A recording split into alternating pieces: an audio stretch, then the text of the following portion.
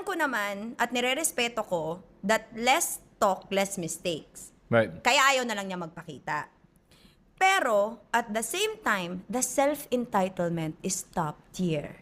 It's so obvious. Gold It's blatant. standard. Yes. Kakaloka ka, girl. Yeah, yun Ganon. siguro yung nakaka-disappoint para sa akin kay Sara Duterte. Nakikita mo nga how entitled she feels. Parang feeling niya talaga above the law siya.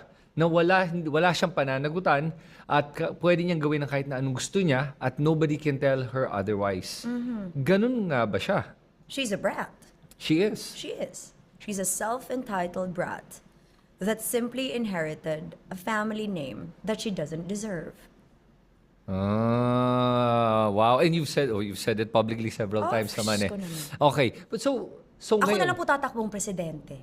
ay, you know what? Diba? Meron ngang Pero movement hindi ayoko. eh. Gusto ko mag-date-date na lang. Ayoko na maging Oh, presidente. sakit ng ulo yan, Sa kanila na lang yan.